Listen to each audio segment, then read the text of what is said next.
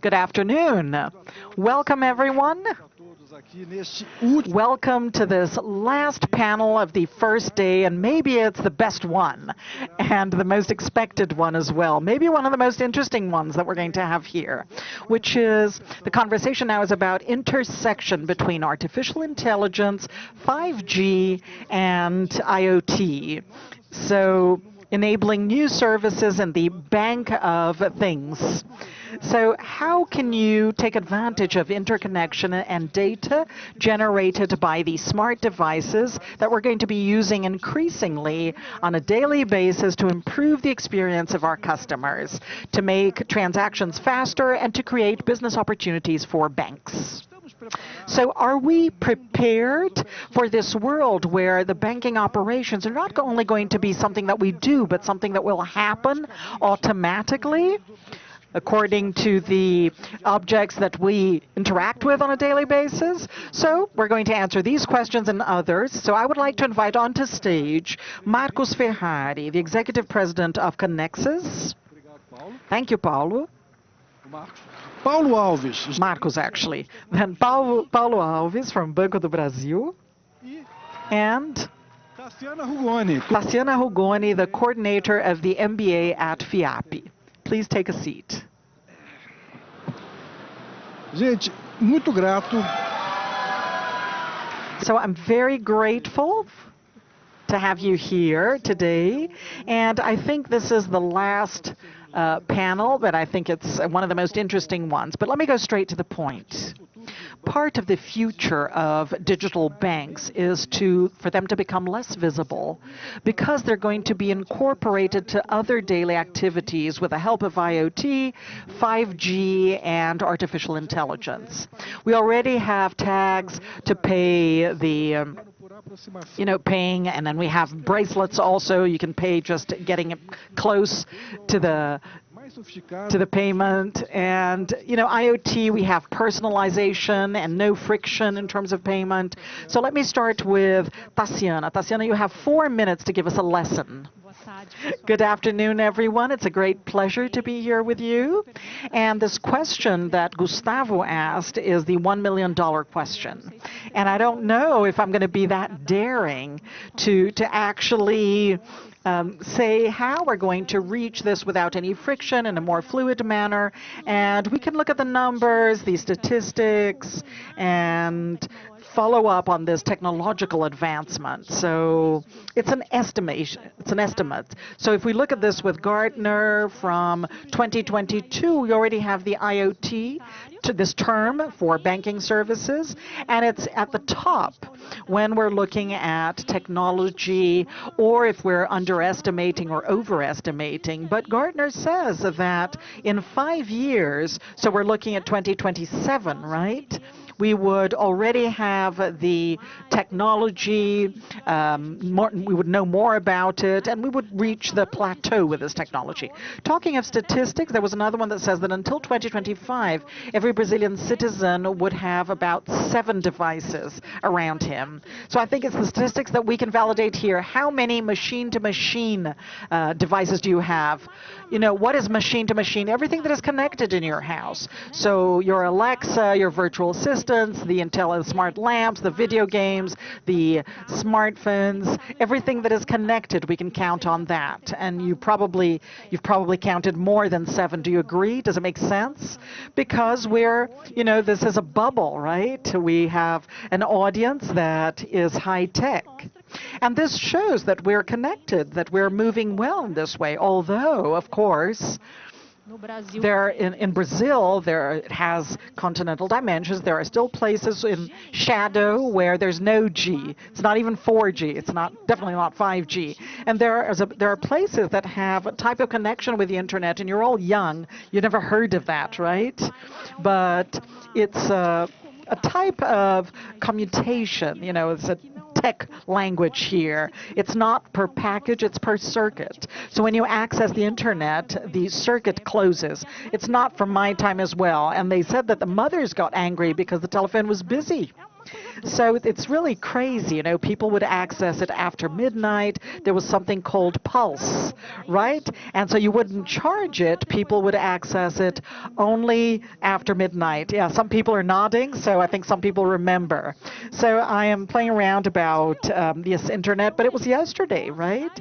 So look at how we have technologically evolved to have devices that are connected. And the next step is to talk about the traffic of transactions in the bank. So technically speaking, there are challenges, and I know there are challenges, and we're going to talk a little bit about this. And in terms of convenience, the profile of the customer, if you don't want to have everything solved, I'm a mother and my son drinks a chocolate milk before going to bed. There's a whole routine, right, before going to bed. And sometimes there isn't enough milk and he only drinks a certain type of chocolate milk. And then, it's a crisis because I didn't buy it. So I created a smart home. My refrigerator talks and already solving everything, so it's convenience, and it's definitely makes me feel that we are on the way. Does that make sense? Yeah, what I said, does it make sense? So are we going to do it in 2027? Well, no, I think it's further ahead. 2027 is too early for this technology to be mature, right? Yeah, for the chocolate milk, could we get to 2027? Maybe for chocolate milk we'll be able to do it. So Paulo, she talked a lot about this, but let's get back to reality here. How does the Brazilian system with the Bank of Things, is that really mature? And how's that working out? So, are we going to have this? So Vai ter todinho Will we have chocolate milk in the fridge? Well, I hope so, because the crisis I'm imagining will be tough. It's a pleasure to be with you, talking with you this afternoon. It's hard to know where we are, but I would like to raise some points here that shows that we've been advancing a lot. The first one is BAS, Bank as a Service. This is a strategy used by banks that has grown a lot. Bank as a Service. We have front ends, channels, and they execute transactions that are on the back end, meaning our data centers. And in the past 5 years, we started to expose all of these services to other partners, to third parties. We made them available for third parties as well, and this has grown a lot. I think it's nice to share some numbers. Our page Pix had 1 billion. É o recorde. O Pix ele é curioso porque Pix is interesting because it's a record on record. It's always a record. It never goes back. It's always expanding in terms of volumes and transactions as well. ponto assim que ajudou muito. Another point that has helped a lot was open finance. Central para fazer qualquer investment of the central bank to make this happen contributes a lot for BOT.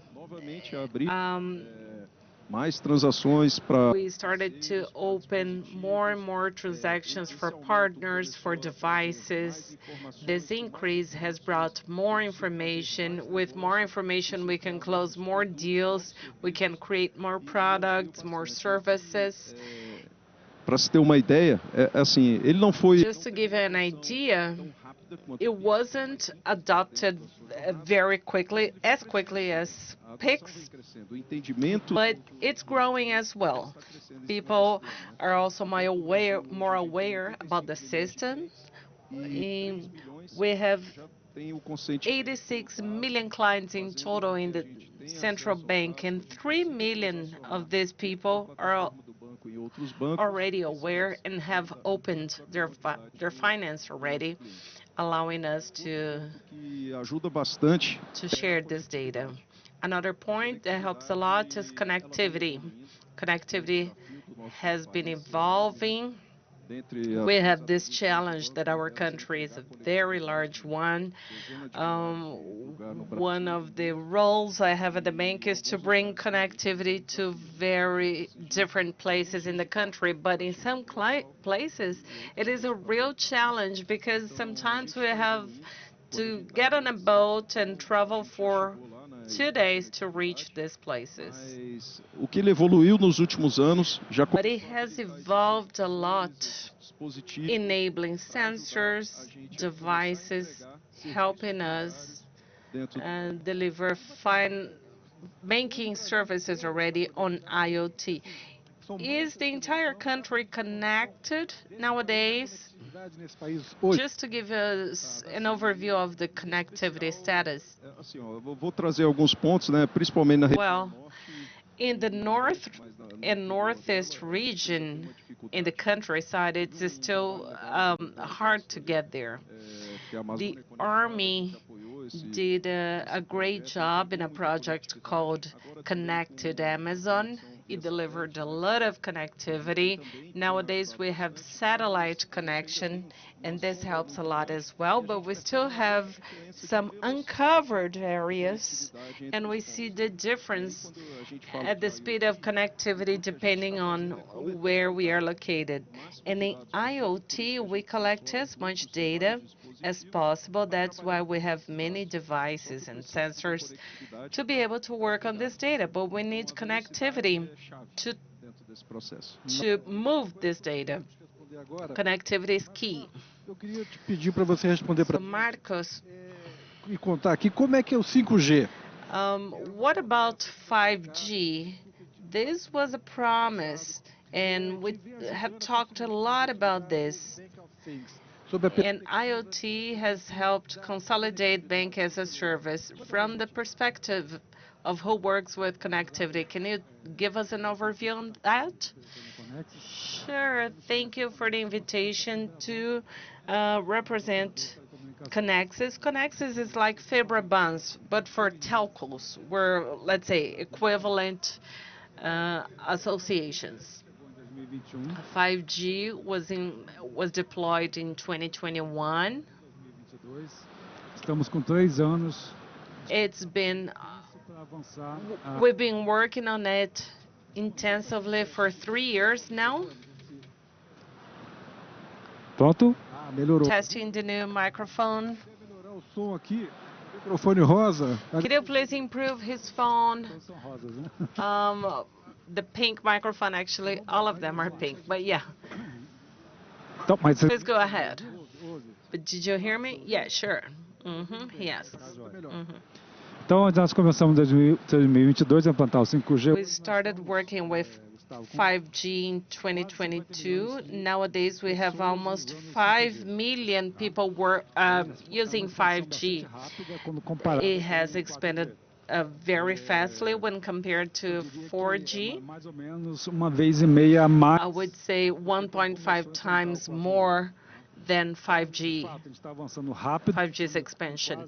We advanced Que tá very fast into almost 1,000 cities, das obrigações que nós temos. which are a lot more than the obligations and the goals that we have with Anatel, the telco authority. 5G em todo o Brasil. And Pelo menos em by 4G em todas as 2029, we need to have 5G all over Brazil Não tem conectividade em todos os and lugares. 4G in all locations, in all parts of the country. Que a pessoa que estava comigo na mesa falou assim, não, And I was in a panel, and somebody said, "Well, Japan has this number of antennas for each person. We cannot compare Brazil with Japan. We have continental dimensions. We have many geographical and legal challenges here. 5G, 4G. Just to give you an idea, to deploy 4G or 5G, each city, each municipality actually has a different regulation. So we have to see all of these regulations every day. It's a big challenge. Nós conseguimos avançar bastante. But we advanced a lot. equivale a mais ou menos a população de 70% do Brasil. Então tem uma boa cobertura. So there's a good coverage, and the density increases over time. And for everything that we want to do, everything that we're moving forward with, it could be the Internet of Things, the Bank of Things that we're talking about, that's what we're debating. And we're sure that we are going to provide the best connectivity. And to conclude, we have to make it clear that in terms of IoT, which is another question that is extremely relevant, that is connected to our topic, so IoT is only feasible caso seja mantida. in case this fiscal incentive is, in case it's maintained. And every IoT device, you know, you don't have a lot of data traffic, but there are sectorial tributes that it's not the rate, it's the value. So every device generates damage. And to expand IoT, so we are. Benefício fiscal de 5 anos. We have a fiscal benefit of 5 years, and just so you know, os dispositivos adicionados por ano. The added devices per year, it's from 1 million, it went to 4 million. So if this benefit comes out this year until December, we're going to have a great expansion in the Internet of Things in Brazil. So, you know, I'm going to ask the banks for support so that we can renew this benefit, and we have this safe pathway for expansion of everything that we want to connect, all the things we want to connect. Great. Thank you very much. Do you hear me well with this microphone? Okay, great. So, Sin, I'm going to ask you another question, changing the subject. I want to ask how the greatest efficiency, the collection and sharing of data is provided by synergy between IoT and 5G. How does this contribute to the autonomous bank services being created and contributing to AI? Wow, a lot of technology in one question. Let's try and unfold it to understand it better. I'm going to get a common case, and it's implemented in the market. For example, the smart management of fleet. So we understand that the trucks come out of the factory with a series of sensors, and it's very interesting the quantity of things that we're able to capture, you know, so braking and acceleration. It's not only the point of the, so for brakes, you know, there's like 10 KPIs for us to measure. And that's IoT, right? We're talking about trucks that are connected. So that's the first technology that Gustavo mentioned, and we also know it, of course. Now, when this driver goes by the toll, and he's not worried, you know, because he has a tag and the financial transaction happened without any friction. So then we're talking about BOT. And then Gustavo brought another aspect of adding artificial intelligence. So let's put a brain in this. Let's put somebody who is supposedly smart looking at all of these metrics and conducting the decision making, right? If we're talking about classic AI. So what can we do? Well, we can work with statistics, inference, prediction, and then maybe, you know, that part of the truck, you know, you have to change it, you have to get a new one, or you have to provide maintenance, preventive maintenance for the truck, and BOT comes in again for all these transactions. And if you want to bring more AI, talking about generative AI, then you have the AI agents that are great orchestrators, because it's an ecosystem. It's a complex framework. And besides the intelligence, I need to have somebody orchestrating this effectively. So I have to connect to the bank's APIs, and I have to connect inside a structure that still needs to be well designed. I have to connect to the services of the mechanics. And for BOT to make the payment, sometimes there's some calculation or a financial index that needs to be consulted. So this agent, this AI agent that brings automation and orchestrates all of this. So we're already talking about something that maybe we can call a BOT that's cognitive. And in this process, more objectively speaking, speaking. BOT plus. Yeah, maybe a BOT plus. Yeah, that could be the case. I like people who are good at names. You have to give some beautiful names. And also answering your question, after designing all of this architecture, when we talk about the collection of data, we're going to have the challenges of capturing in itself. That was already put, in the shadow. There are some things we're not able to capture. We have the volume, because when you capture it, there's a lot of information. So we go into big data, and there's a special stack and abilities, professional abilities to deal with large volumes of data. And we're also going to have a challenge that I left for the end, because it's the one that concerns me more, is the one of quality of the data. So somebody's going to make financial decisions in my place, and there could be some errors. Otherwise, you don't pay, or you pay too much. And today in artificial intelligence, we have problems with biases or hallucinations, and this needs to be mitigated. So when we talk about quality in Brazil, more than 10% of the databases can be considered as qualified. That is very scary to let AI on top of a database, a bad database, right, without any supervision. Yeah, so hallucination in AI and paying my accounts, that's incredible, right? That's crazy. Marcos, going back to your response and piggybacking on what Paulo said. Paulo said we have some areas that are not covered by connectivity, and you said that there's a goal in Anatel that by 2029 everything has to be connected. So is the infrastructure ready for this connectivity by 2029?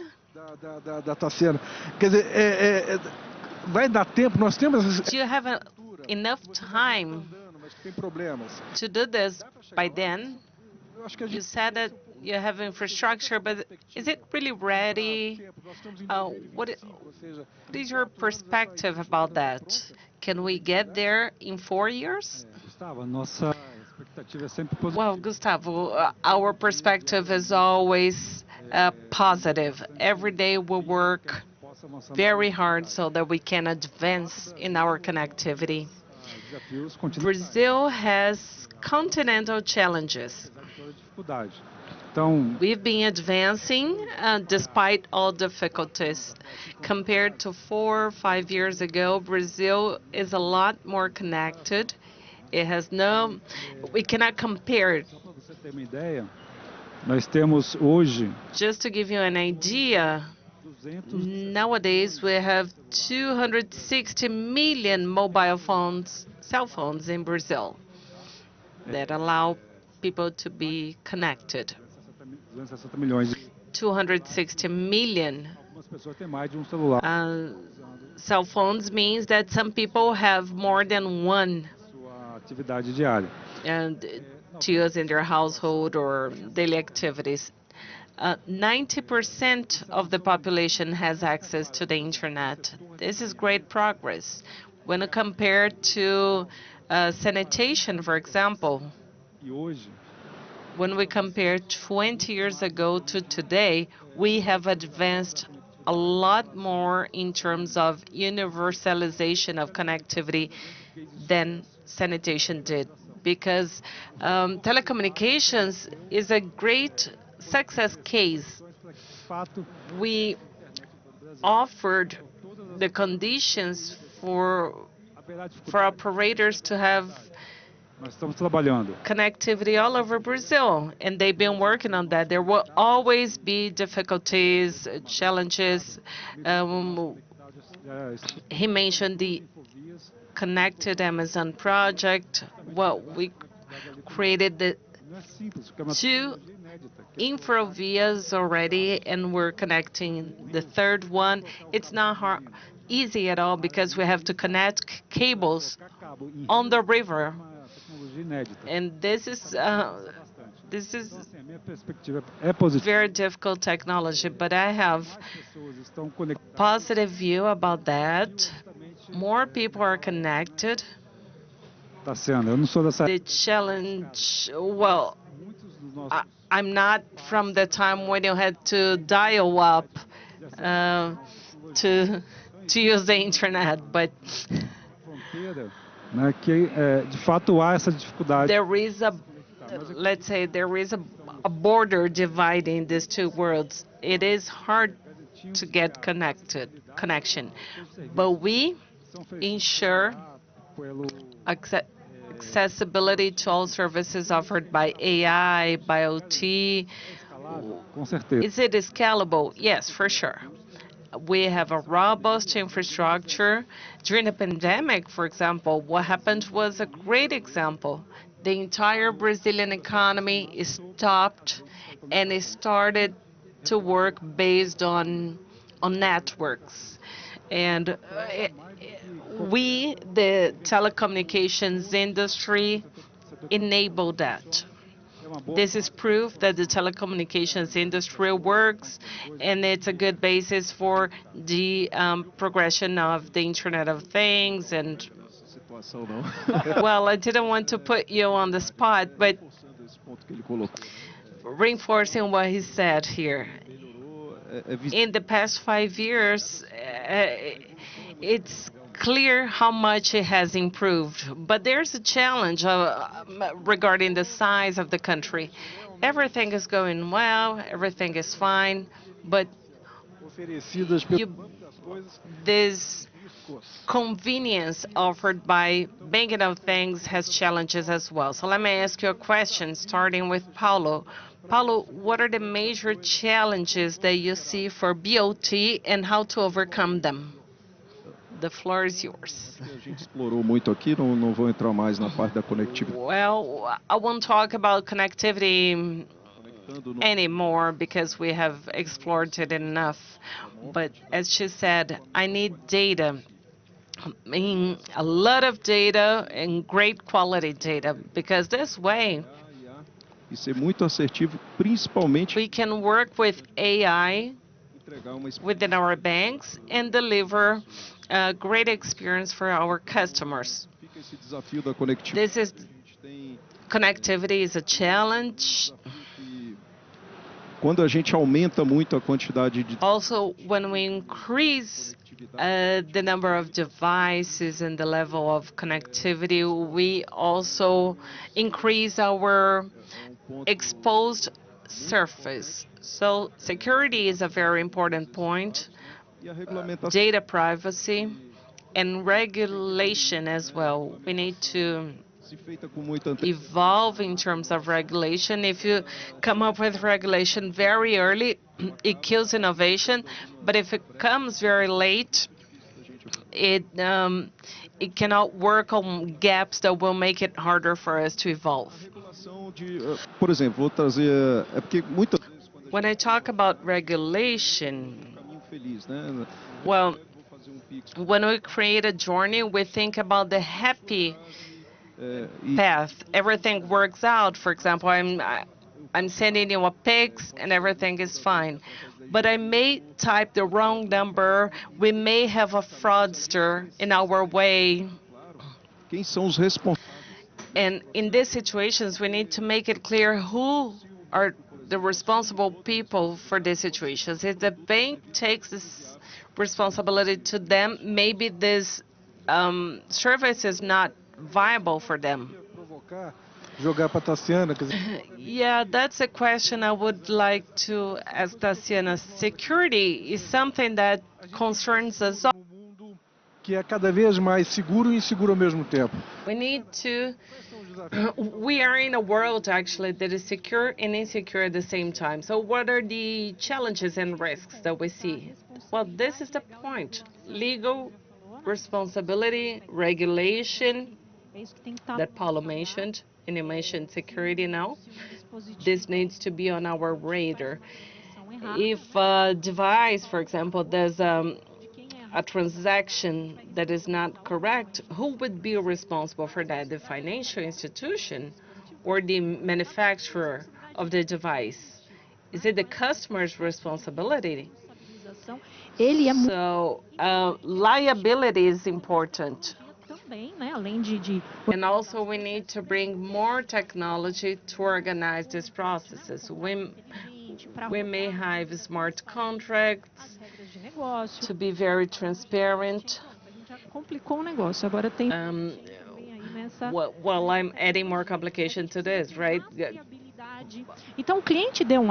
We need to have traceability as well. If the client has agreed to something, when did he agree to it? It's important to be able to trace that. No, it wasn't the customer, it was AI. But how did AI do this?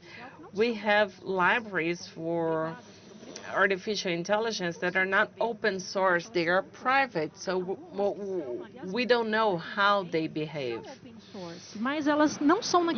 Some of them are open source, but they're not white box. They do not allow us to see the decision tree.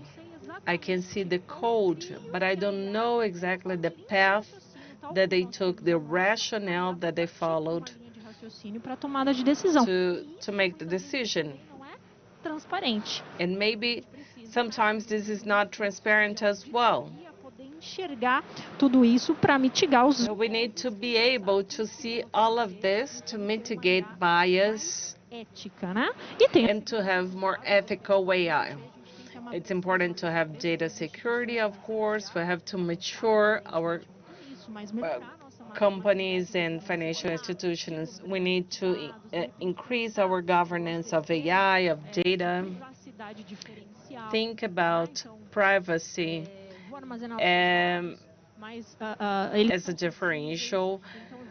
We store data, but they are sensitive data, so we need to create this blend of real data and fake data so that if there's any leakage, I do not deliver 100% store.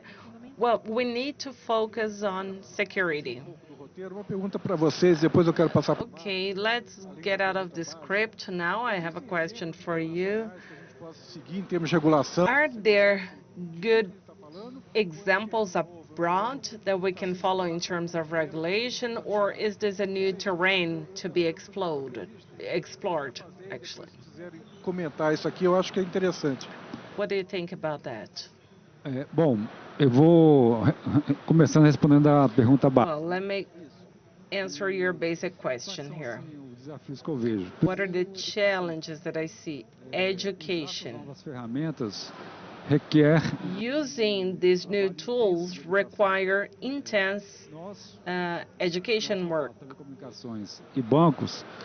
We in telecommunications and you in banks, we have an active role in terms of education. I know that FEBRABAN and the Central Bank have a partnership to provide education.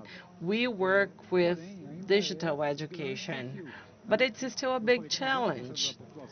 I told you 90% of the population access the internet, and the other 10% they do not use the internet. They're mostly not interested in using it. Vamos dizer assim que eu diria de início da rampa de. And this is the beginning of the advancement of connectivity, of IoT and other technologies that will be available. Education is key, financial De fato, and technological education. nas nossas redes. Nowadays, on the internet, we have a very high volume of data, and the security of this data is crucial. Bastante recurso. Operators have invested a lot to maintain the security. De maneira bastante.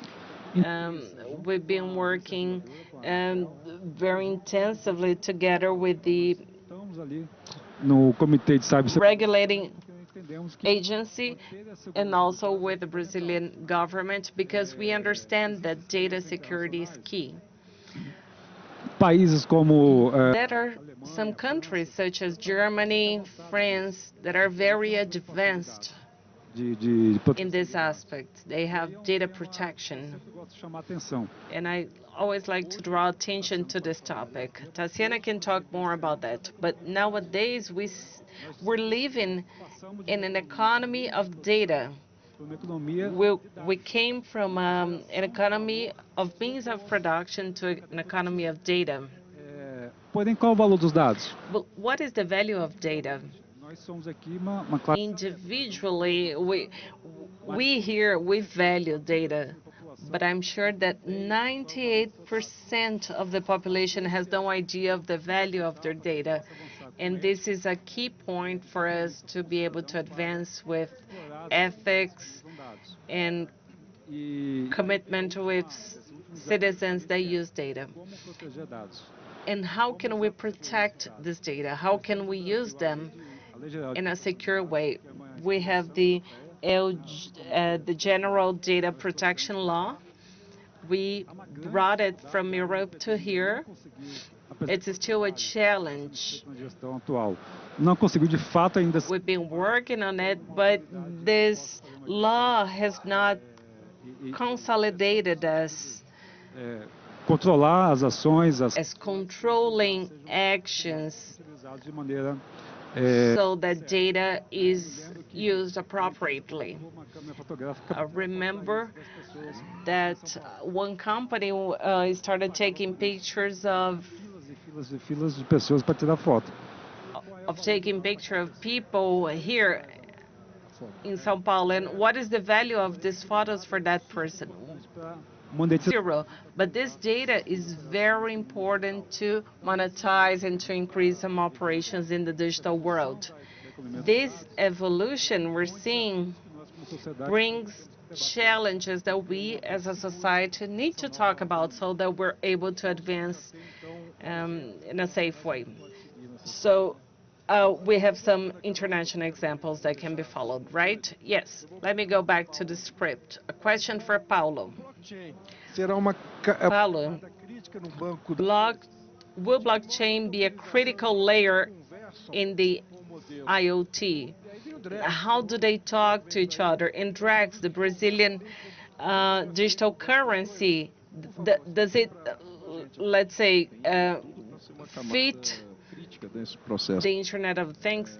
It is a critical layer in this process. It adds a lot of value. Três grandes We'll divide its utilization in three parts. First one, asset tokenization, físicos, which means to get a physical good, break it into different parts and transform them into token and allow it to be traded in the virtual world as well. To give you an example, quer colocar a casa nowadays, if you want to give your house as a guarantee in a financing, valor alto, ele não consegue usar essa and the financing is low value, if you use the entire house as a guarantee, you cannot use it for another activity. But nowadays, you can divide this house into parts and give parts, smaller parts, in guarantee.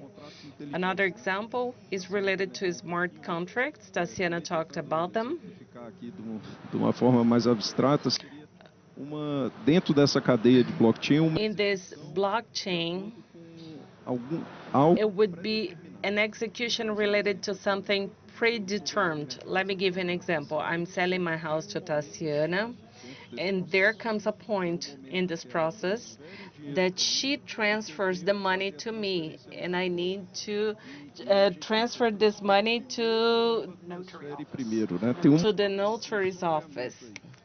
E dentro do blockchain você pode programar. And in blockchain, you can program.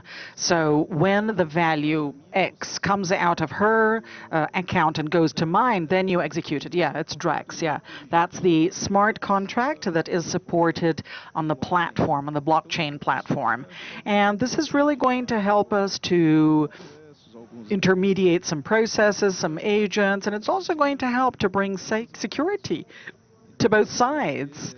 And it's important. And then there's BRICS, so digital There's the digital currency, and there was a panel beside us with colleagues. And Bank of Brazil is a pioneer. It's been participating ever since the first day of the DREX, and we've already done transfers of DREX inside a pilot environment. We've already bought and sold federal bonds.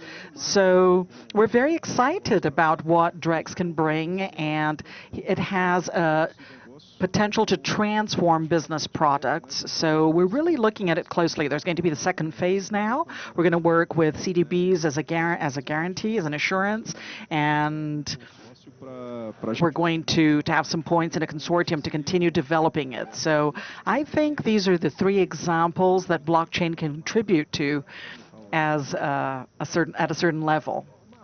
Great. So, Marcos, going back to you, I'm going to ask about 5G and speed again and low latency of 5G. So, Brazilians are already using it, right? I remember that 5G was a great promise. They talk about 5.5, or I don't know how much, and there's still more G coming in.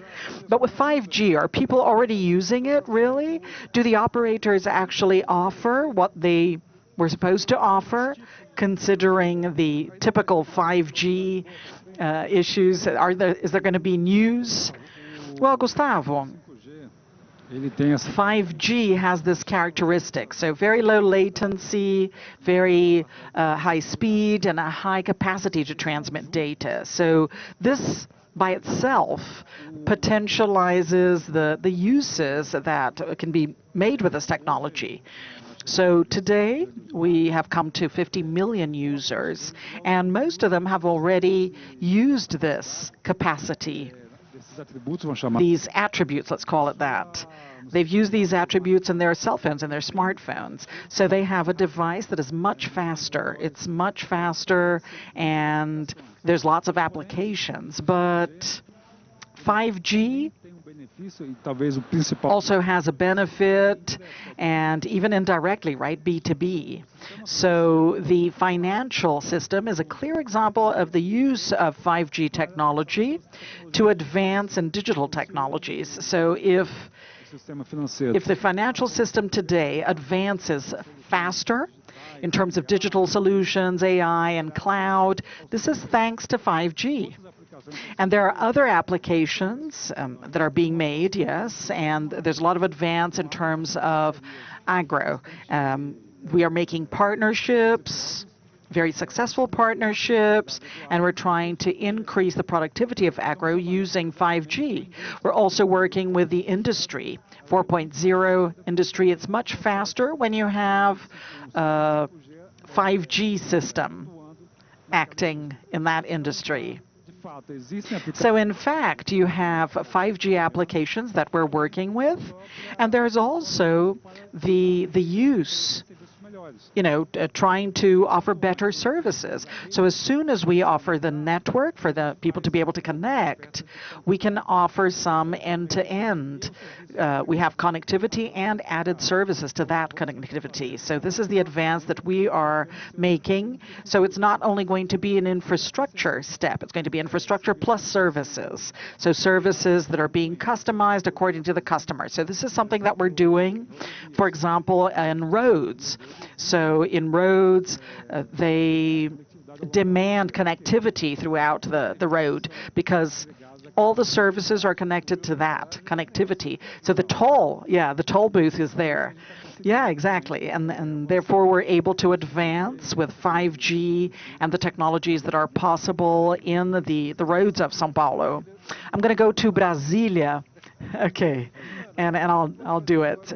Now, Luciana, I'm going to ask you a question about the call that banks have been making for the convenience of the customers to engage them in discussions about the sharing of data and the offer of personalized services. So what is missing for that to happen, in your opinion, to increase the the will of the customers to share their data. So how are you going to make people, more relaxed in this sort of thing?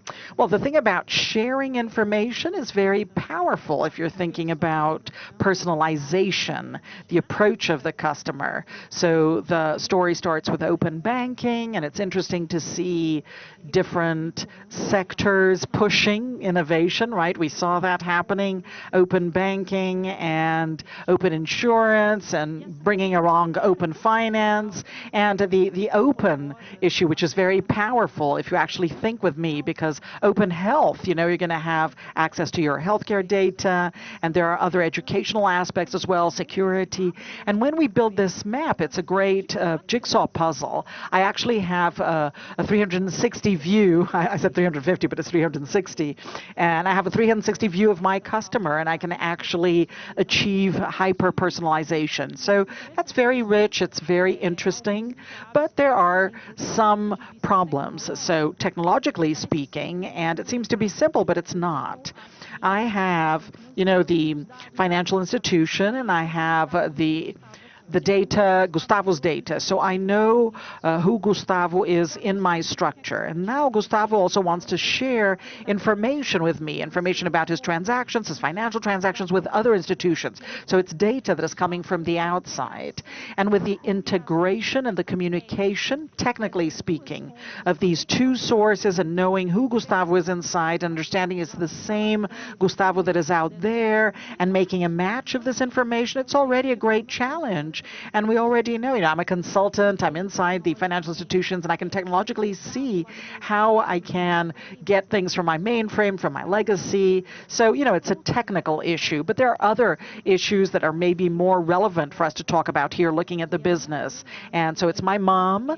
My mom does not want to install the app. It's not BOT, I'm talking about the app on her smartphone, to be able to check her balance. And I want to be there because when she can't go to the agency, I'm the one who has money, right? So I'm thinking, okay, I'm going to go to the agency only to get the balance that I could actually get from her cell phone, from the app in her cell phone. But, she refuses to do that. She doesn't want us to install it. So we have to think about it. And I know that financial institutions are already doing this very well, but we have to start thinking about how to give more transparency to the use of the data. So it's not only because sometimes, we have the sensation that, okay, I gave away my data and it's not mine anymore. So I still need to have this autonomy of knowing about sharing the information, but it's still mine. I have to know that. I need to know where it's going to be used, what kind of information is going to be used. And I know this is crazy, right, Paulo? He even turned his head here. It's crazy to do this sort of thing. But, talking to the customer, I need to say, okay, so in application A, you can use my data, but in application B, I wouldn't like you to use it. And this has to be at the distance of a click, because this kind of transparency is what's going to bring more reliability, and then we're going to be able to share this in open banking and finance and in general. So that's open mind, yeah? Yeah, okay, but we've come to a point where we're going to go back to something we've already talked about, which is about laws and regulations. So I imagine that your mom, as well as mine, people are very concerned about security and going back to, people feeling comfortable about it. So my question is, how can laws and regulations protect the customers from services and banks of things and have legal support for these people? Paulo, you're from the system. Yes, I think that we have explored this well in the panel, but I'm going to reinforce it. So we have legislation that we can already take advantage of in the market and especially abroad, and using all of them here as well and adapting them in terms of what we need. The part of accountability has to be very clear. We need to know who's responsible for each situation so that we can move forward in these products and services. And transparency of consent. So what Tassiana talked about was really nice. I think it's special care that we give to make it clear about what's going to happen to the data. And is there any project that is being done? Is there any new law that they're drafting? Well, we're saying we need this. So is it being done? Is it moving forward? Is there anything in that sense? Tem sim. Yes, and it is ongoing, and it's together with the Open Finance Project. So we make these discussions in the same way that together with FEBRABAN, these discussions are always ongoing with the regulator, and we have situations that we understand to be risky. So the discussion doesn't move together. It's what I said. If the regulation comes before, it can kill innovation, right? Because it starts, the pathways become more restricted. But if it comes too late, it could be too late for any gap that is left open. So, this exists in terms of the regulating banks and everything else. So we're thinking about everything else. Great. So Marcos, I remember that they renewed the telecom technology 30 years ago, and we were talking about public telephones. And how is this going to improve? So this regulation doesn't exist anymore because we don't have any public telephones anymore. So how do you see this? What is the law, the regulation and regulations? How can it provide more security for a telecom company? Well, Gustavo, this is, the time that we had these public telephones. Incredible as it may seem, we can only solve this now, although nobody can use it. There's still some regulation, and you can see the very low rate of advancement in the legislations to adapt to technology. So technology goes much further than the regulation, and that's really normal because, well, Brazil is huge. And I wanted to provoke you in the following way. So there's, we are working with a database, right? Databases, and there's the use of data for regulated and non-regulated sectors. So over here, we're talking about one side of the issue, the regulated sectors, right? But there is a lot of use of the data, and it's not by a sector, and it's just a piece of the economy. So it's economic activities that are not regulated. So, for example, when I, in telecommunications, and you as a bank, Paulo, when you use some data or you offer some service, we have to answer to different regulations and supervision. And all over, there are companies, the big techs, who use our data, and they don't have regulation. There's no supervision. So it's a competition that is completely unequal. There are the regulated and the unregulated sectors. And the biggest generation of wealth is on the side of the big techs. So what can I say? There's symmetry that generates competitive conditions that are completely unequal. And we're in the banking sector and the telecom sector. We have a lot of regulation, a lot of supervision, and we believe that what we have today is important. However, we have to get out of control regulation and go to a responsive regulation. So otherwise, we're going to be left behind, and we're only going to offer commodities, while the big techs are there trying to using the data in every way possible without, according to the national economies. Okay, our time is coming to an end, so I'm going to ask you to make your final remarks, and I'm going to leave the last question.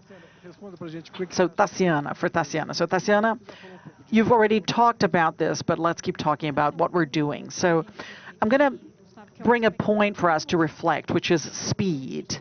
So there is the willingness of the agencies in general, and in the forums and the communities, we have discussed all of these aspects about privacy, about data safety and data security, right, and GPE, but the speed with which the disruptive technologies have arrived, it's absurd, it's incredible, and there was no time for us to mature our discussions. So even in terms of voting a draft law and artificial intelligence, there's no time to make it mature. You can't measure the impact to make a legislation or a regulation that is robust and that brings the security that we're talking about. But that's the way to do it.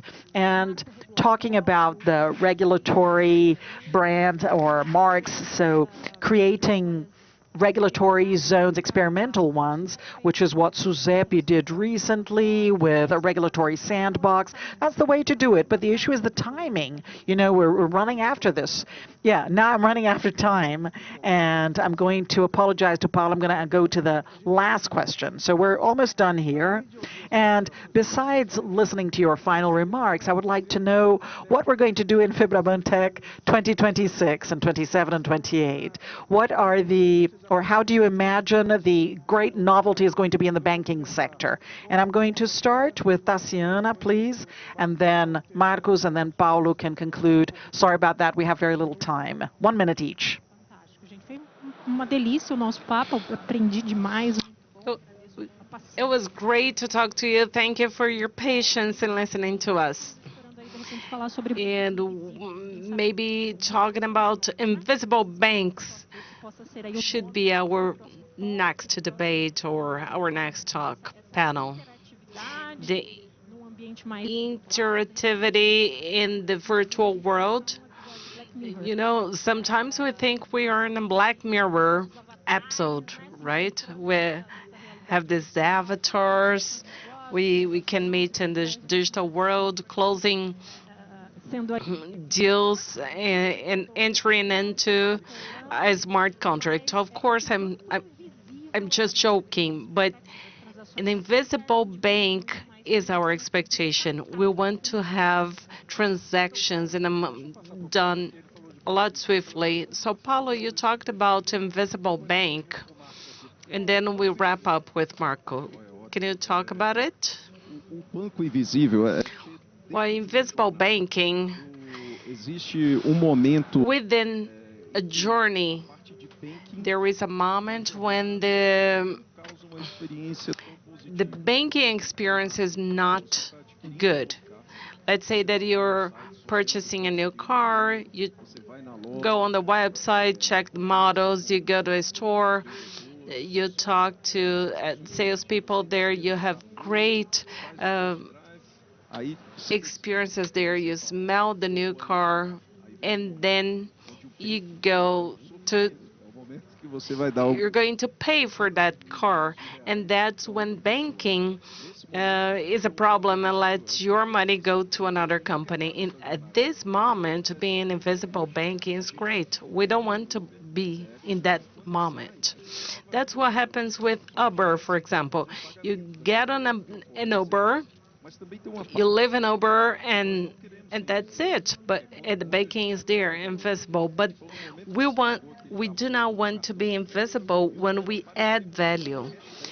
When we, for example, you pay using your credit card, I want to show myself to you by giving you cash back. This topic is very interesting.